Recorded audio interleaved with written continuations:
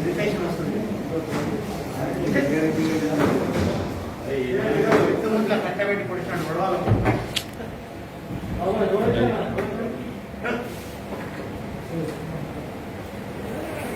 ఒకసారి చెప్తా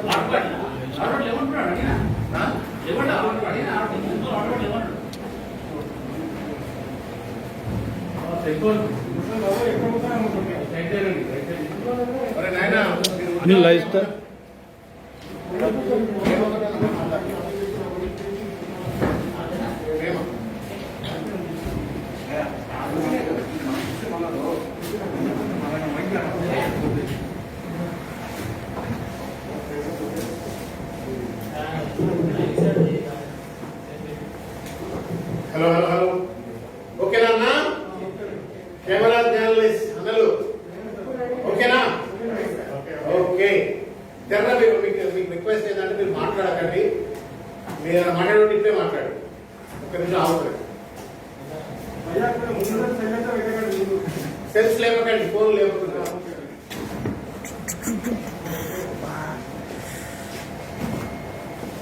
మీడియా మిత్రులకు అదేవిధంగా ఈ కార్యక్రమాన్ని చూస్తున్నటువంటి, ఈ పత్రికా సమావేశాన్ని చూస్తున్నటువంటి 50 మంది ప్రజలు, కాంగ్రెస్ పార్టీ కార్యకర్తలు అందరికీ కూడా హృదయపూర్వకంగా నమస్కారం తెలియజేస్తా ఉన్నా. నిన్న గౌరవ సుప్రీంకోర్టు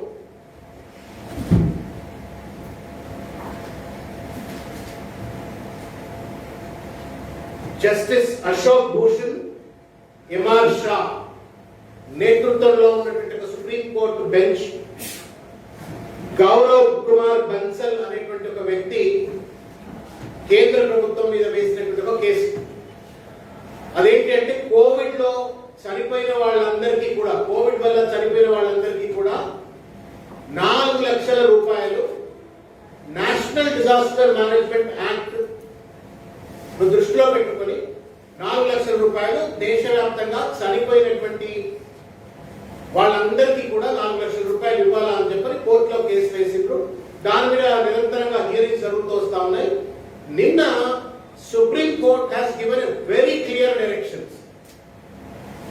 ఏమని అంటే నేషనల్ డిజాస్టర్ మేనేజ్మెంట్ యాక్ట్ ప్రకారంగా కాంపెన్సేషన్ ఇవ్వాలా, రిలీఫ్, ఫైనాన్షియల్ రిలీఫ్ తప్పనిసరిగా ఇచ్చే బాధ్యత ప్రభుత్వం మీద ఉన్నది. దానికి అవసరమైనటువంటి గైడ్ లైన్స్ తయారు చేసిన బాధ్యత నేషనల్ డిజాస్టర్ మేనేజ్మెంట్ అథారిటీ మీద ఉందని చెప్పని clear cut directions were delivered by the supreme court of India to the national disaster management authority to prepare the guide lines to provide the compensation to all the diseased people due to Covid. మేము supreme court వారికి చేతులెత్తి నమస్కారం చేసి మేము ధన్యవాదాలు తెలియజేస్తా ఉన్నాం.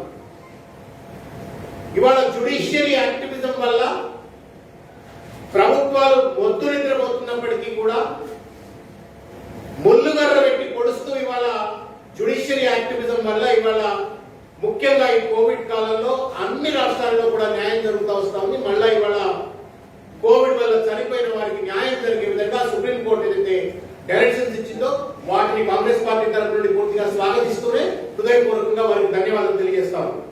ఇది దేశవ్యాప్తంగా ఉన్నటువంటి సంఘటన. మరి తెలంగాణకి ఏం సంబంధం అని చెప్పని మీరు అనుకుంటుండొచ్చు. తెలంగాణకు కూడా చాలా ముఖ్యమైనటువంటి సంబంధం ఉంది. మీ అందరికీ గుర్తే ఉంటది, ఫస్ట్ వేవ్, సెకండ్ వేవ్ అంతా కూడా ఫస్ట్ వేవ్ లో హైదరాబాద్ నగరాల్లో కోవిడ్ వల్ల చాలా మంది చనిపోయింది, ఎక్కడికక్కడ పిట్టల లెక్క చనిపోయింది. కానీ సెకండ్ వేవ్ లో నగరాల నుండి పల్లెలు ఎక్కువై, ప్రతి పల్లెలో కూడా, ప్రతి వాడకట్టులో కూడా, ప్రతి ఎక్స్టెండెడ్ ఫ్యామిలీస్ లో కూడా ఎవరో ఒకరు చనిపోయింది. This is the truth. కానీ దురదృష్టం ఏంటి అంటే ఈ ప్రభుత్వం ఇప్పటికి కూడా కేవలం ఒక 3600, 3700 మంది మాత్రమే చనిపోయిండ్రు అని చెప్పని లెక్కలు చెప్పింది.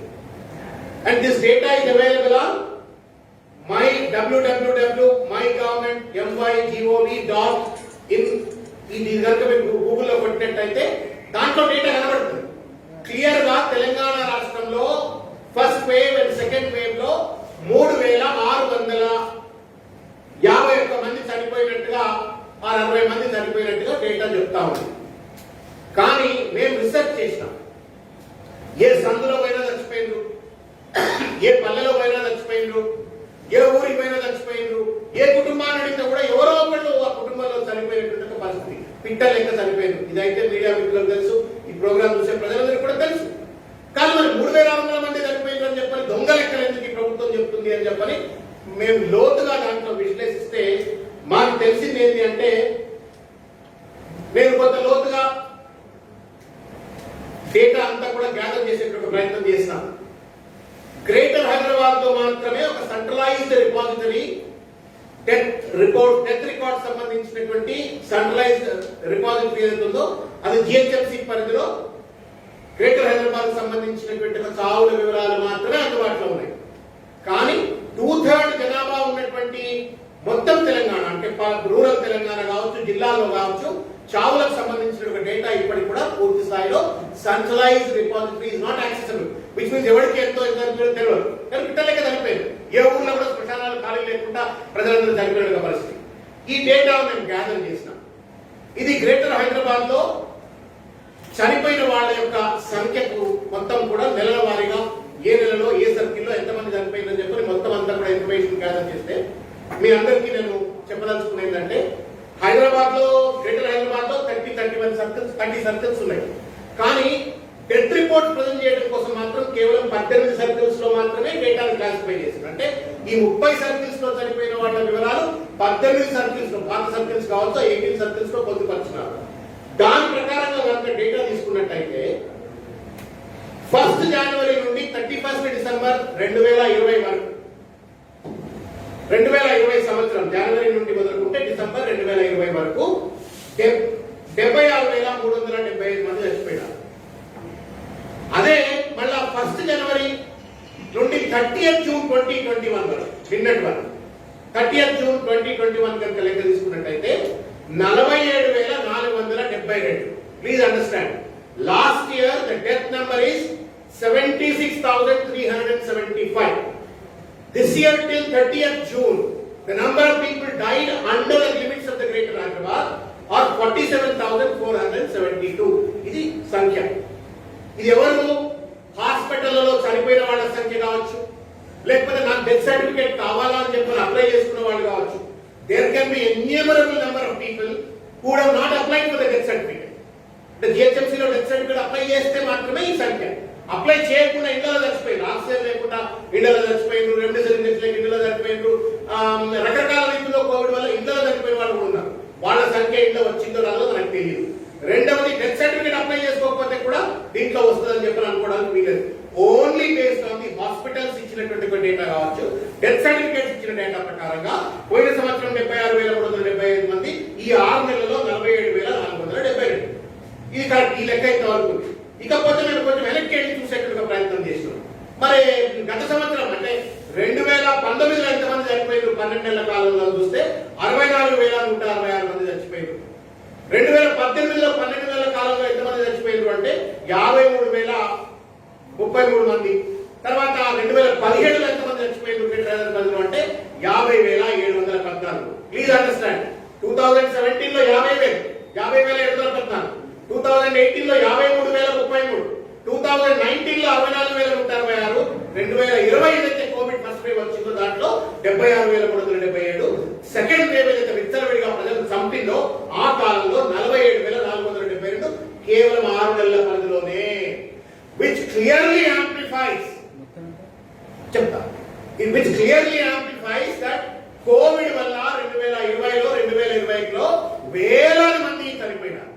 అయితే కొంచెం సెన్స్ ఉన్నటువంటి, రేషనాలిటీ ఉన్నటువంటి వాడు ఎవడైనా సరే ఈ మ్యాథమెటిక్స్ కనుక చూసినట్టయితే ఈ 3 సంవత్సరాలు యావరేజ్ చేయండి. 17, 18 తర్వాత 19, 3 సంవత్సరాల యావరేజ్ కనుక తీసుకున్నట్టయితే మొత్తం సావులన్నీ కూడా చూసి యావరేజ్ చేసినట్టయితే 57,791 మంది మాత్రం ఈ 3 సంవత్సరాల యావరేజ్. అంటే 3-year average death rate in Greater Hyderabad, the number of deaths in Greater Hyderabad is 55,791. Whereas 20లో వచ్చినప్పటికి 76,000, 6 నెలల్లో 47,000 మంది మనం 2020 చూసినాం.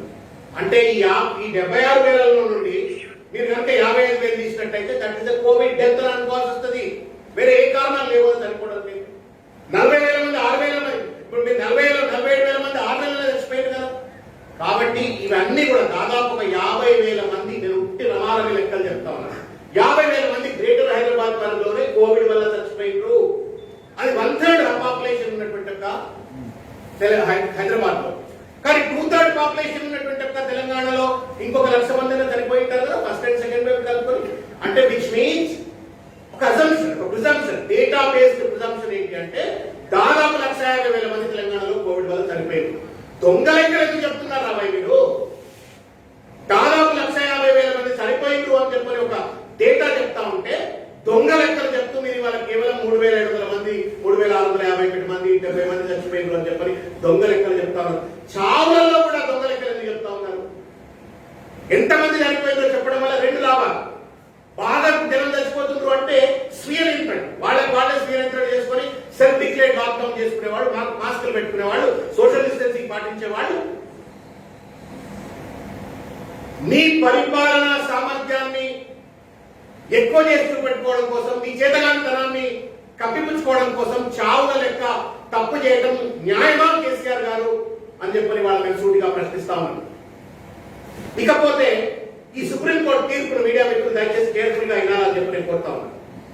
సుప్రీంకోర్టు వాళ్ళు ఏం చెప్పింది? నేషనల్ డిజాస్టర్ మేనేజ్మెంట్ అథారిటీని మీరు గైడ్ లైన్స్ తయారు చేయండి, కంపెన్సేషన్, చనిపోయిన వాళ్లకు కంపెన్సేషన్ ఇవ్వడం కోసం గైడ్ లైన్స్ తయారు చేయండి అని చెప్పింది. మరి మీరు చూపెట్టినంత తెలంగాణ రాష్ట్రంలో కేవలం 3,700 మంది మాత్రమే చనిపోయింది అని చెప్పి చూపెట్టారు. 3,700 మంది మాత్రమే.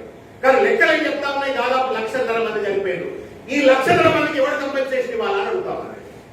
రేపు పొద్దున national disaster management authority guide lines తీసుకొచ్చి చనిపోయిన వాళ్ళందరికీ కూడా మీరు డబ్బులు ఇవ్వండి అంటే తెలంగాణ రాష్ట్రంలో official data indicates that there are only 3,700 people are died. అంటే మీరు 1,50,000 మంది చనిపోతే 3,700 మందికి మాత్రమే ఎన్డీఎంఏ కొత్త గైడ్ లైన్స్ ప్రకారంగా, సుప్రీంకోర్టు తీర్పుల ప్రకారంగా 3,700 మందికి మాత్రమే నువ్వు కంపెన్సేషన్ ఇస్తావు, మిగతా వాళ్ళ రోడ్లో మందు కొడతారు కదా అని చెప్పని మేము అడుగుతాం. కాబట్టి మేము ప్రభుత్వానికి విజ్ఞప్తి ఏం చేస్తా ఉన్నామంటే, మీడియా మిత్రుల ద్వారా మేము ప్రభుత్వానికి విజ్ఞప్తి ఏం చేస్తా ఉన్నామంటే దయచేసి వేసేదానికి కోప్పండి. తప్పులు జరిగినాయి, తప్పులు ఒప్పుకుందాం. కానీ వాళ్ళ సుప్రీంకోర్టు ఏదైతే తీర్పు ఇచ్చిందో, ఎన్డీఎంఏ ఏదైతే గైడ్ లైన్స్ తయారు చేయబోతా ఉందో 4 లక్షల, 6 లక్షల, 10 లక్షల ఎంతో కంపెన్సేషన్ వస్తుంది.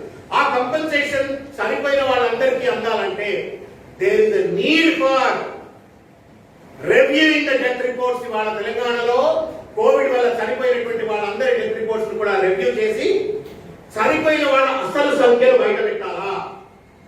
చనిపోయిన వాళ్ళందరికీ కూడా కోవిడ్ వల్ల డబ్బున్నోడు పైసలు తీసుకోకపోతే పర్వాలేదు, కానీ చనిపోయిన వాళ్ళంతా కూడా మిడిల్ క్లాస్ వాళ్ళు, చాలా మంది అనాథలైనరు, భర్తలు కోల్పోయినరు, సోల్ ప్రెడేటర్స్ కోల్పోయినరు. వాళ్ళందరికీ న్యాయం జరగాలంటే తప్పనిసరిగా ఇవాళ వాళ్ళందరికీ న్యాయం జరగాలంటే ఇవాళ ఈ తెలంగాణ రాష్ట్ర ప్రభుత్వం చనిపోయిన వాళ్ళ సంఖ్యను, అసలు చనిపోయిన వాళ్ళు ఎంతమంది అని చెప్పి బయట తీసుకురావాలి. అయితే దీంట్లో ఇంకొకటి నేను మీడియా మిత్రులు చెప్పదలుచుకున్నాను. తెలంగాణ రాష్ట్ర ప్రభుత్వం మీద ఒక బాధ్యత ఉంది. ఐసీఎంఆర్ చాలా స్పష్టంగా చెప్పింది, కోవిడ్ పాండమిక్స్ టైంలో ఎవరు చనిపోయినప్పటికీ కూడా పాజిటివ్ వచ్చి కోమార్బిడ్ కండిషన్స్ ఉంటే కూడా, గుండెలో హోల్ ఉంది, బ్లాక్స్ ఉన్నాయి, కిడ్నీ ఖరాబ్ ఉంది, లివర్ ఖరాబ్ ఉంది, ఇంకేదో ఖరాబ్ ఉంది, పాజిటివ్ వచ్చి కోమార్బిడ్ కండిషన్స్ ఉంటే కూడా మీరు కోవిడ్ డెత్ గానే తీసుకోండి అని చెప్పని దాంట్లో రికార్డ్ చేయమని చాలా స్పష్టంగా చెప్పింది. Clear guide lines, ICMR guide lines. నేను మీకు చదివి ఇస్తాను మీడియా వాళ్ళకి అర్థం కావడానికి. Even if a Covid positive person dice without symptoms of disease, the death should be recorded as COVID-19 death under particular act of World Health Organization. Rendodu, even if a COVID positive patient appears to die of respiratory failure, the underlying cause of death should be listed as COVID-19.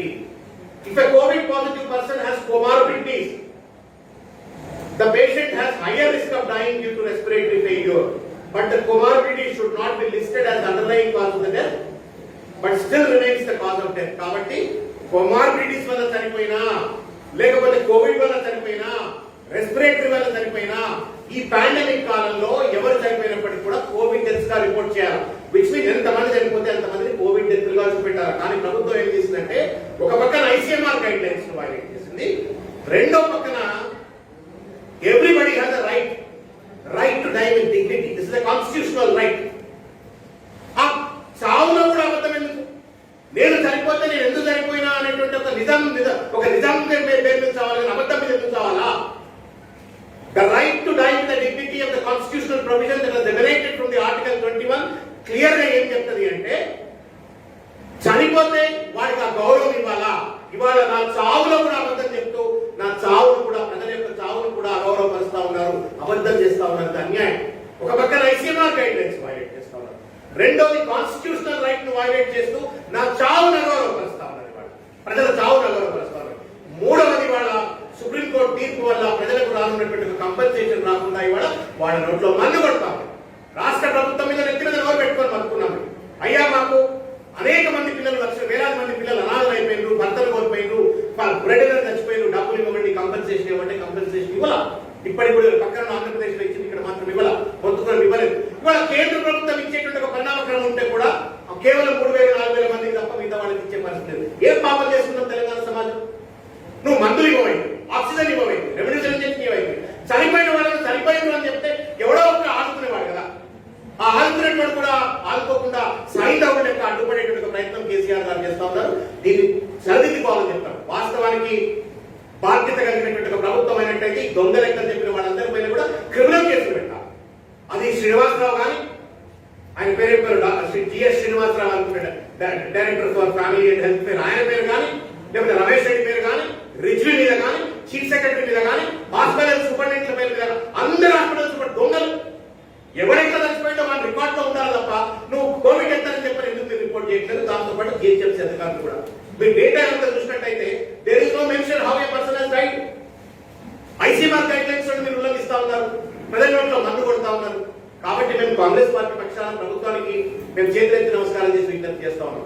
ICMR guide lines అమలు చేస్తూ right to diet అనేది దాన్ని protect చేస్తూ, constitutional right ను protect చేస్తూ, కేంద్రం వాళ్ళని ఎక్కువబోయేటువంటి ఒక కంపెన్సేషన్ అందుకునేటువంటి రీతిలో ఎంతమంది చనిపోతే వాళ్ళందరి పేరు కూడా లిస్టులు బయట పెట్టండి. ముఖ్యమంత్రి గారు మానవత్వంతో బేసిదాలకపోకుండా ఒక ఆడిట్ కాన్స్టిట్యూట్ చేయండి, ఒక యాక్టివ్ ఆడిట్.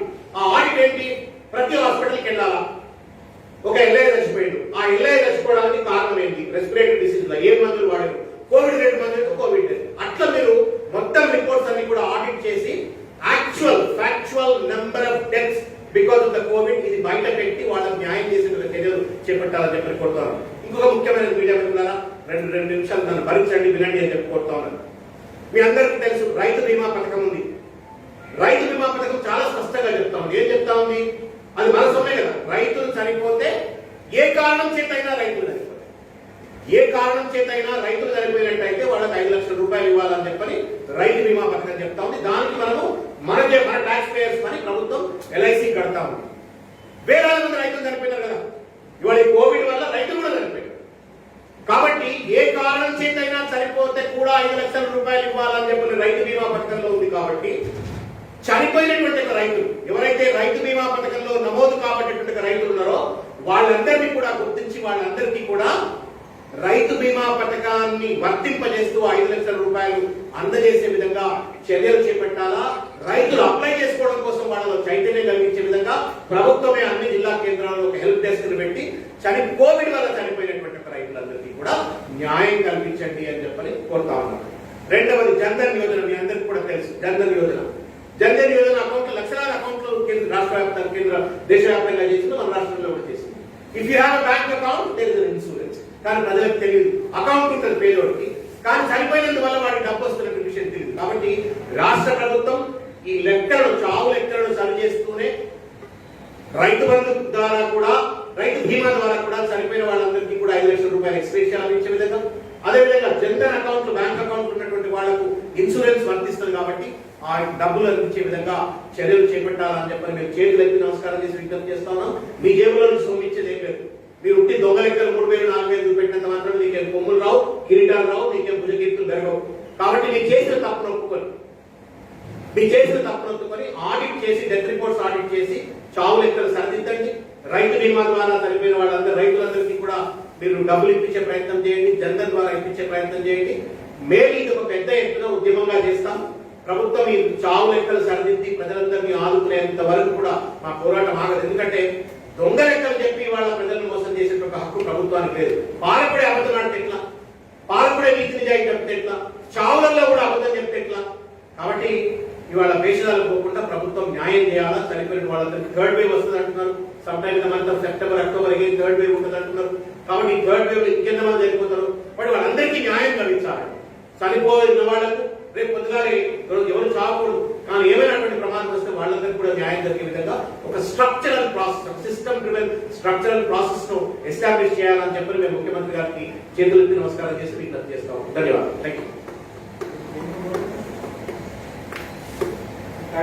बाहर आने के लिए कांग्रेस की करेंगे गवर्नमेंट अपने रिपोर्ट के ऊपर ही रहेगी, उसमें कोई झंझट नहीं होगा, क्योंकि इससे पहले भी ये बात उठी कीजिए फिगर गलत हो रहे हैं।